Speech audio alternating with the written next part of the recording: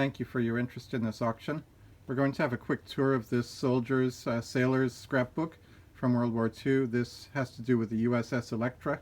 So to have a quick peek at everything that's in there, there are, as stated in the listing, 80 pages that are covered with material, and we'll take a look first at the ones that are specific to the USS ELECTRA, and then we'll have a look at everything else that's in there. As you can see from the outside, this is a typical issue sailor's scrapbook from the World War II era, and it shows a ship on the front, embossed, beautifully painted, and as we open it, it's in lovely condition for its age. So taking a look at the inside, first of all, loose in the front here is a 10-page mimeographed copy of what's titled The History of the USS ELECTRA, AKA-4, and it speaks of its induction into the war right up until the present date when it was issued, which was October 1st, 1945. So, again, very interesting. It's 10 single-sided pages mimeographed. And then, as an aside here, as mentioned, included in the auction is a photocopy of John Doerer's registration card. As you can see here, it's a very crisp copy, and it lists at the time when he was inducted, we see a Mrs. Laverne Ella Finch listed as a friend, and as you go through the book, you'll find out that at some point here during the war, he apparently married her because she's listed as Mrs. Laverne Doerer beyond that. So again, we're going to take a look first at the ELECTRA-related items, starting with the history that we saw there, and that's his induction papers. But let's skip over that for a moment and jump so you can have a look what's specifically talking about the ELECTRA. So here is a 3-page, so 3 single-side page. Actually, there's a little bit on the 4th, but it's attached. This is a printout which is either typed or a mimeograph copy of typed from aboard the USS ELECTRA, August 24th of 43, and he's titled it Radio News.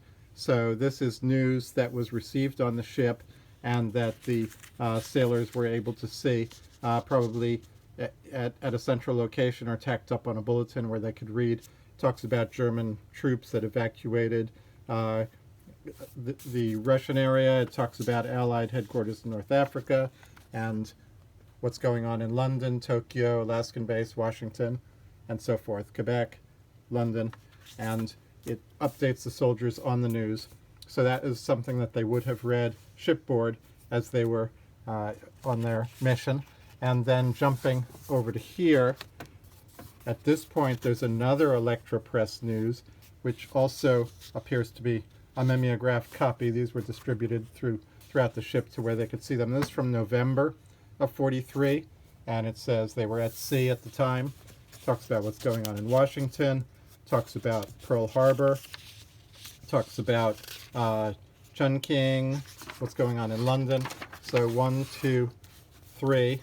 Again, 3 pages, and there's some on the back which seems to be attached, but with spots, so it could be removed so you could read the back of that one too. So it's really a total of 4 pages of the news bulletin from that day aboard the ELECTRA.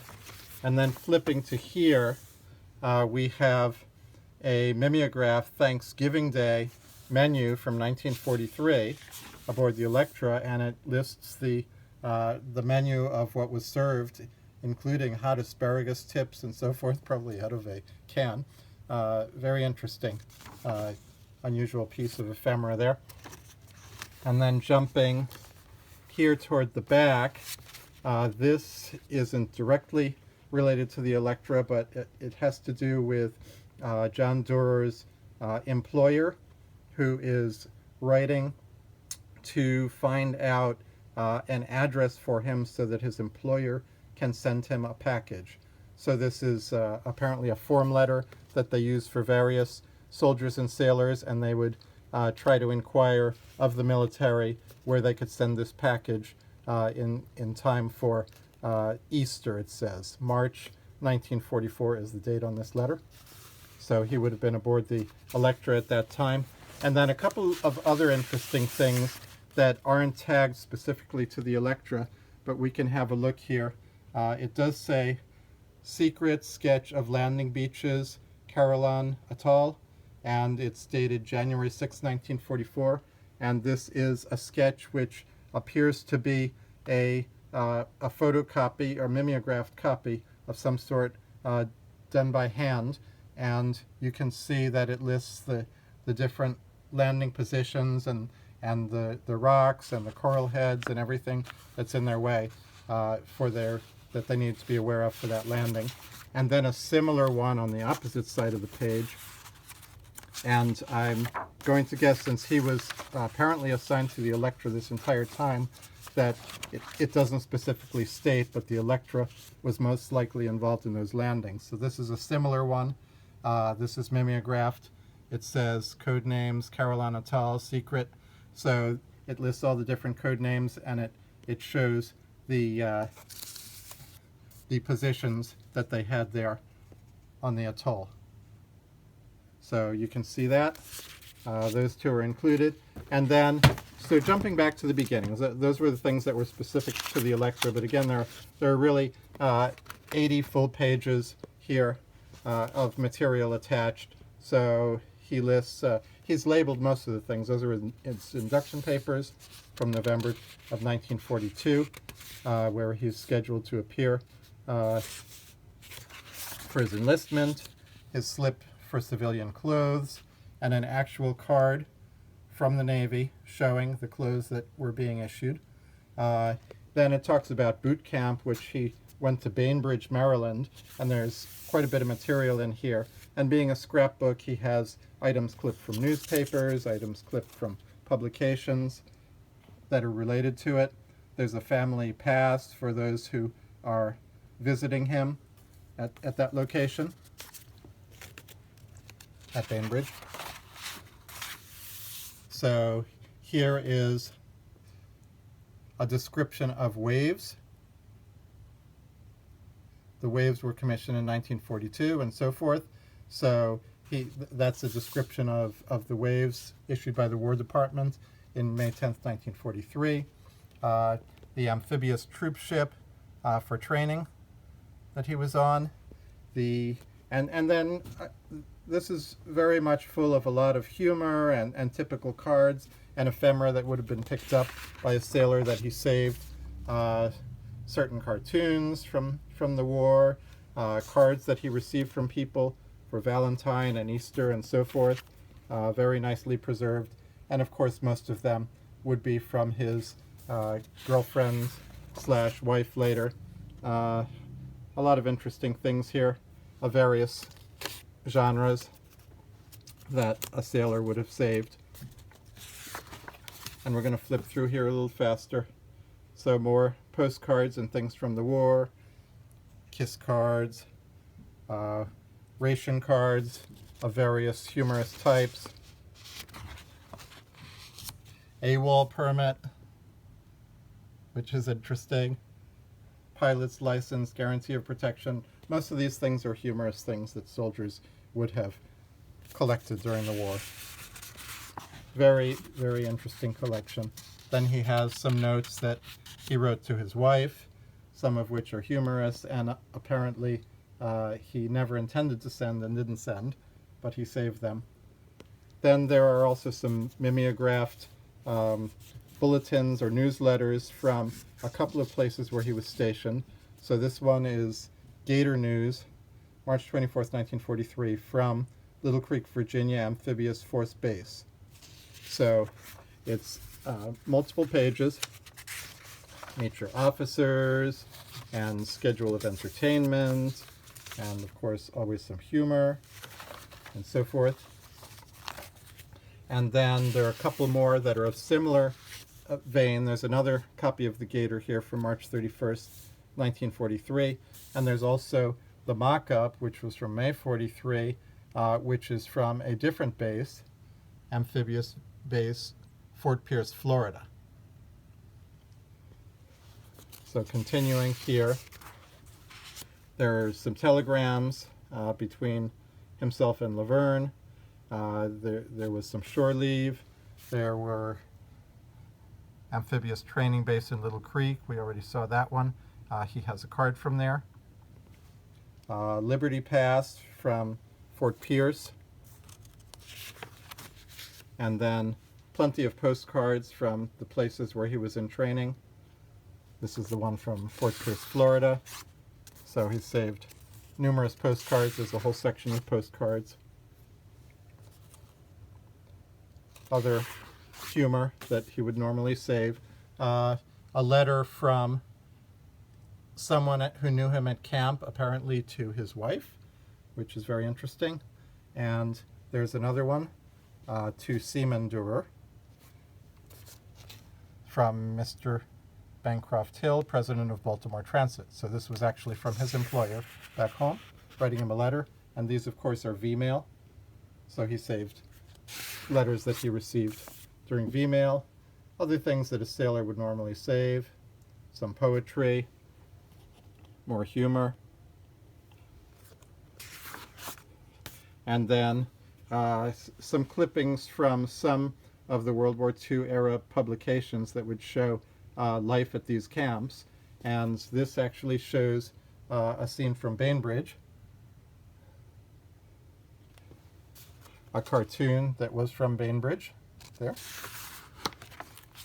and some more clips from the publication showing life at the camp. Those are not particularly of him. More humorous postcards. Items that are showing the type of barges he would have been exercising and training with. Pay receipts.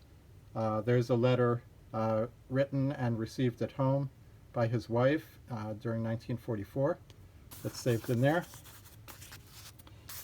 A Bainbridge publication from July 3rd, 1943, which is multiple pages. That's not mimeograph, that's actually nicely printed.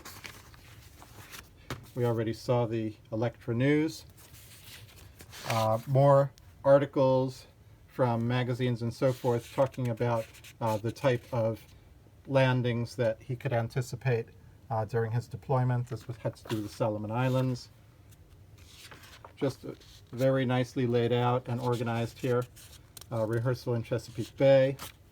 He was involved there in Chesapeake Bay for a while with some of the training exercises. We saw the Electra Press News. We saw the Thanksgiving. There are Christmas cards, a number of Christmas cards.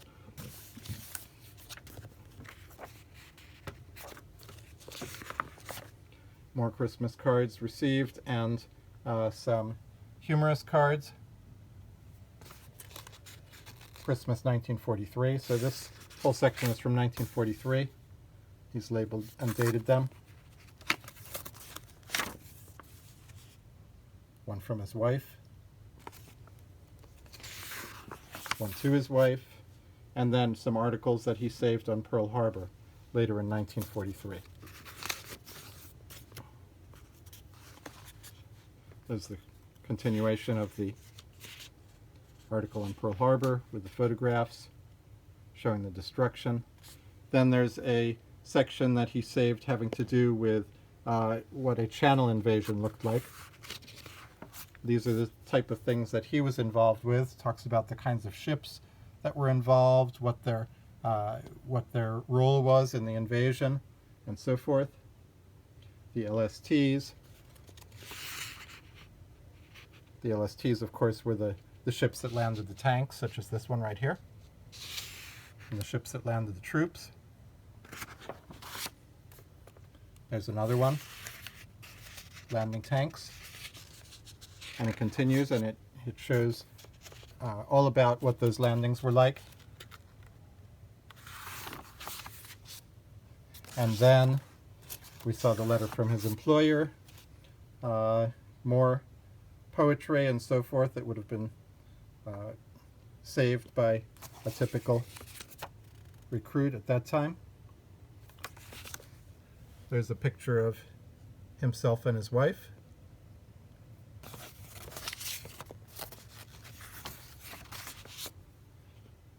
more poetry, more humor,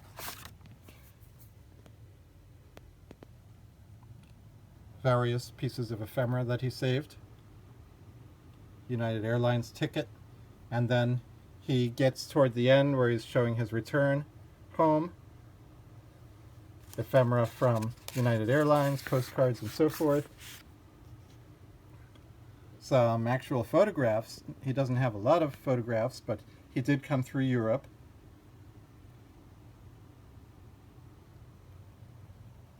And some of these are from, these actual photos are from his deployment. We already saw those. More about the invasion armada he was involved with, the type of landing ships that were involved, more ephemera, humor, various items saved rather.